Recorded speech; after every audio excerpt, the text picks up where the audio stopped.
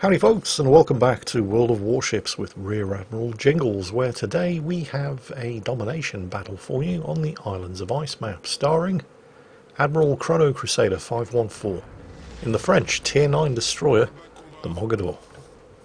Now, the Mogador is by no means a bad ship. It definitely has certain strengths, not least of which is its speed, which starts at 43.5 knots. And when running the engine boost and with a speed flag equipped, this ship can reach speeds in excess of 50 knots. Her firepower is also quite scary for another destroyer or even light cruisers to deal with. Armed with 8 139mm guns in 4 twin turrets, she's capable of dispensing for a destroyer a huge amount of damage in one salvo.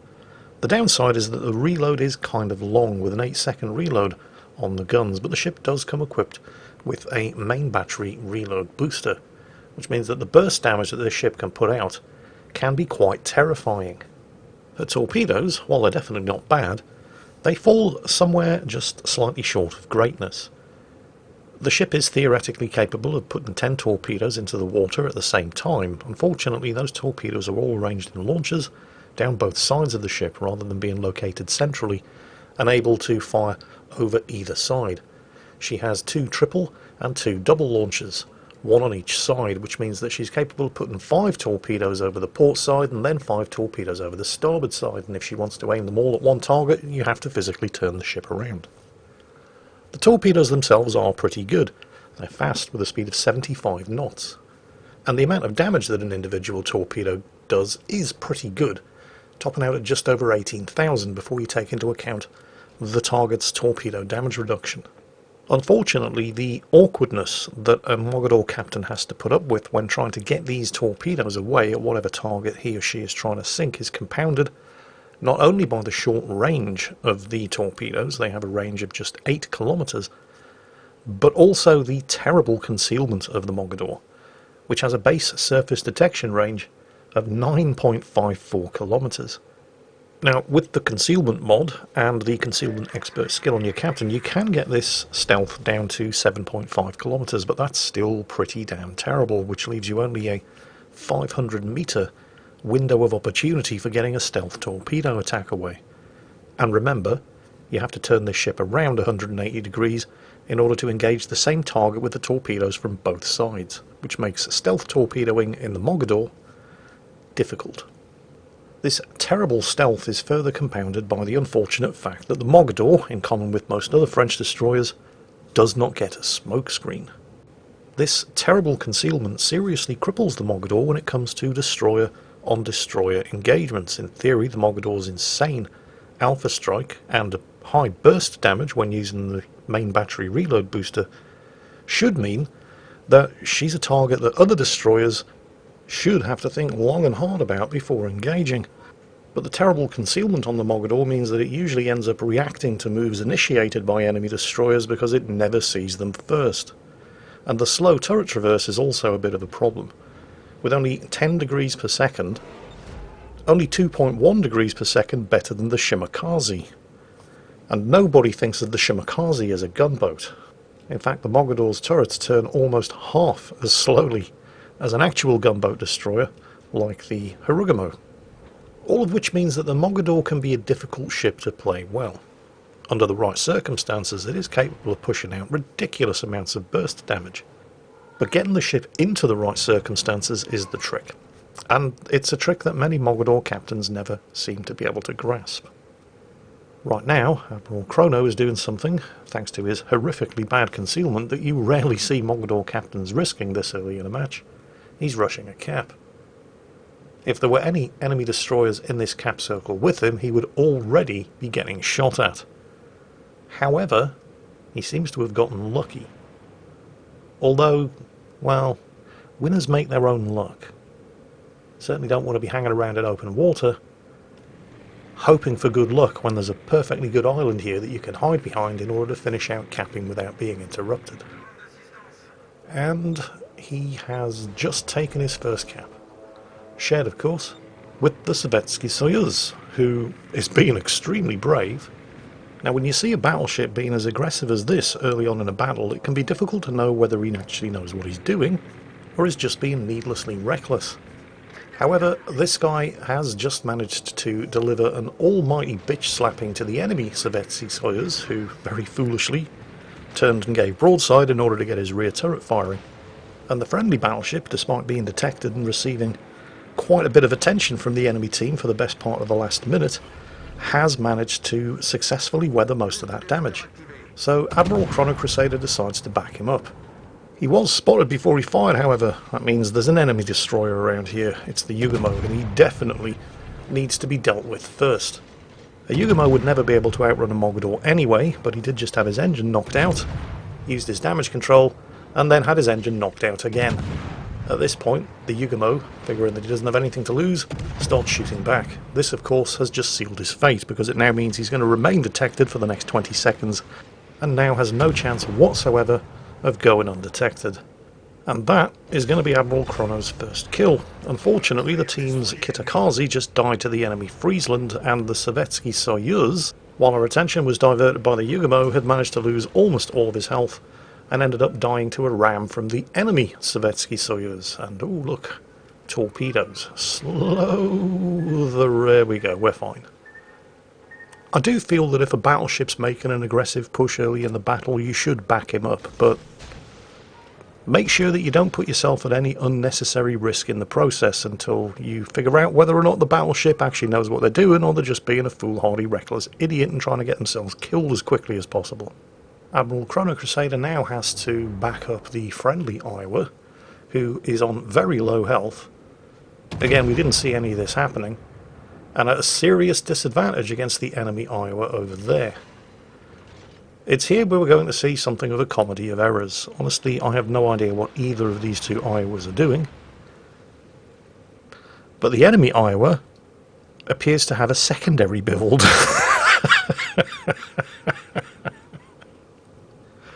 Now, remember, this is post-commander skill rework when secondary builds got gutted. But an Iowa isn't the kind of ship that should be running a secondary build in the first place. Just watch these two Iowas going for it.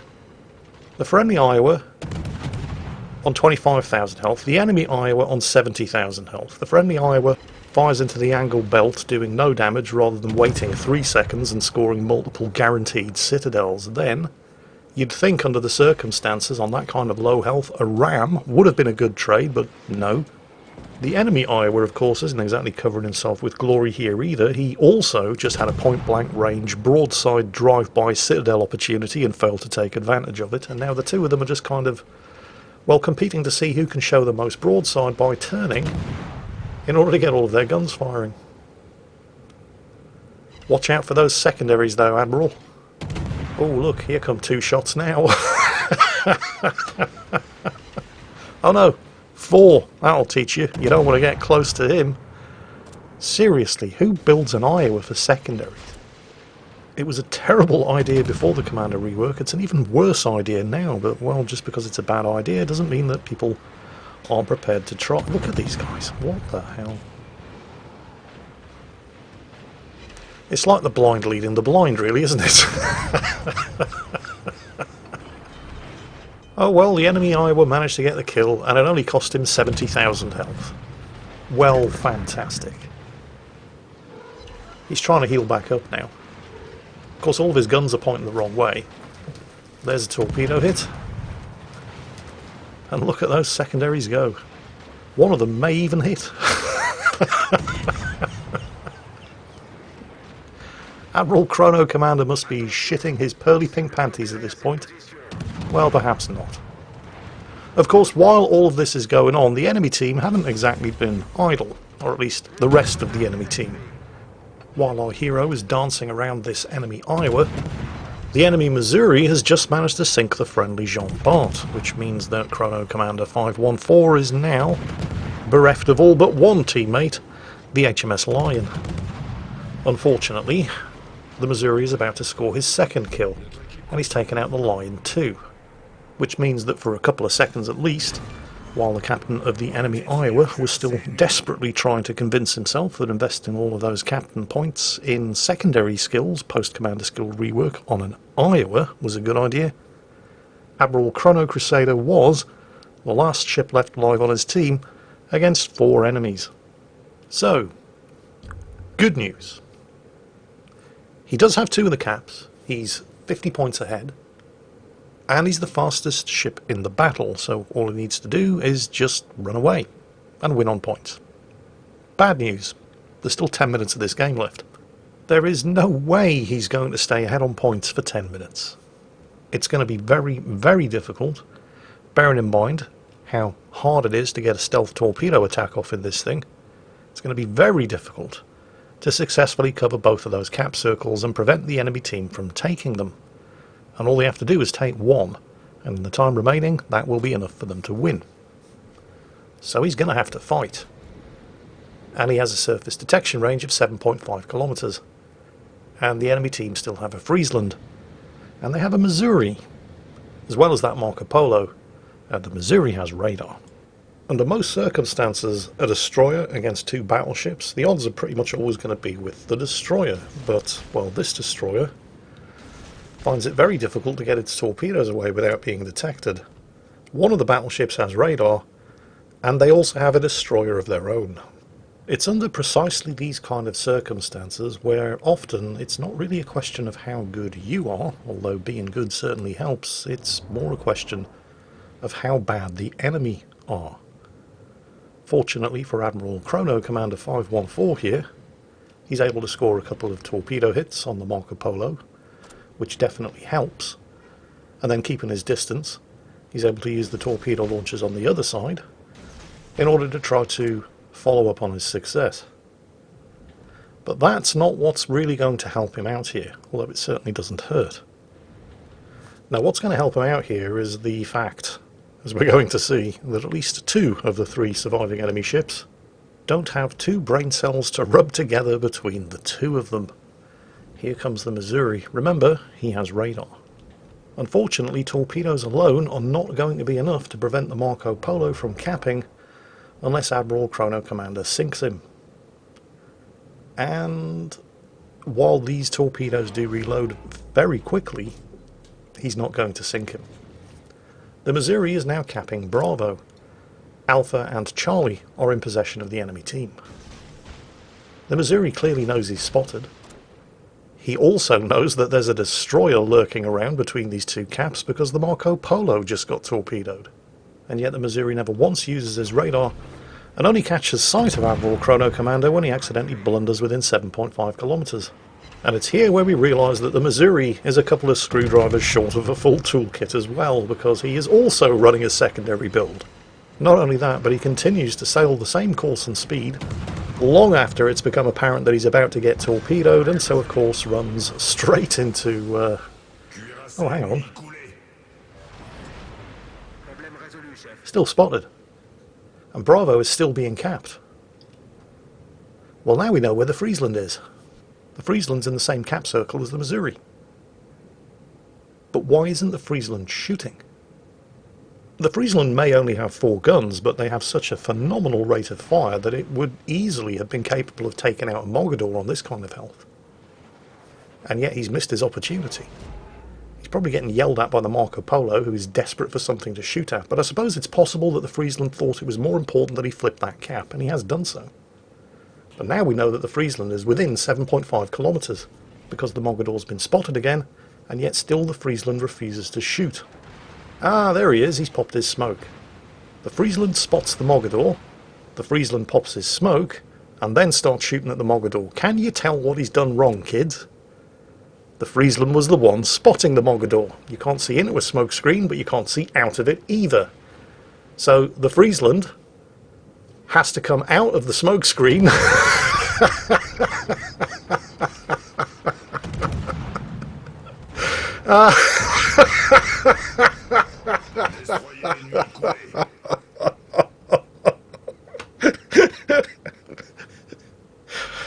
yeah, that really happened.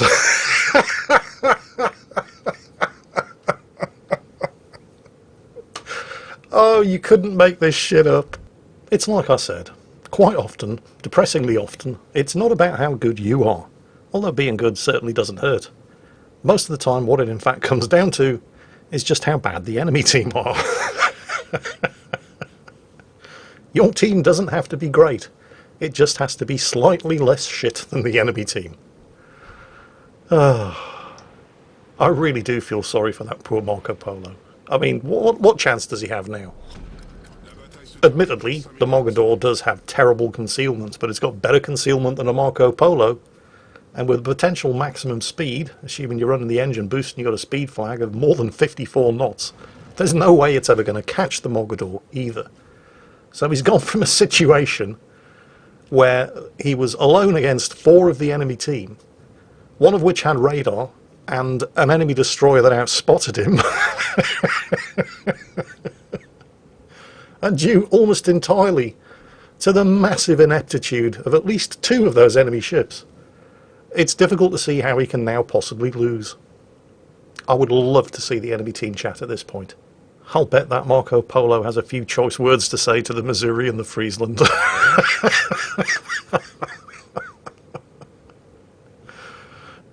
From here on in, it was something of an anticlimax. I mean, all Admiral Chrono Commander 514 has to do is stay ahead of the Marco Polo and keep flipping caps. As long as he just doesn't try to win any harder than he already is, the outcome of this match is a foregone conclusion. And that is basically exactly what he's doing. The poor old Marco Polo has no other option but to try to chase him, even though that's a ridiculously dangerous thing for a battleship to have to do under these circumstances, particularly since if you're chasing a destroyer that has difficulty launching stealth torpedoes, you're opening the window of opportunity for him to be able to get those torpedoes away without being detected, and because you're heading towards the torpedoes, you're increasing their already ridiculous 75 knot speed relative by the amount of speed that you're travelling towards them, which gives you even less chance to avoid them. So the poor old Marco Polo tried, but thanks in no small part to the colossal ineptitude of at least 2 of his teammates, there was no way he was ever going to win this. And speaking of colossal ineptitude, I've just realised I've been calling him Admiral Chrono Commander 514 for this entire battle, when his name is in fact Admiral Chrono Crusader, so oops. But I'm sure he'd like to extend his thanks to the Friesland and Missouri in particular, and possibly also to the Iowa, without whose help it would have been next to impossible for him to snatch victory from the jaws of defeat in this particular battle. Admiral Chrono Crusader 514, congratulations. Everybody else, I hope you enjoyed it, and as always, take care, stay safe, and I'll catch you next time.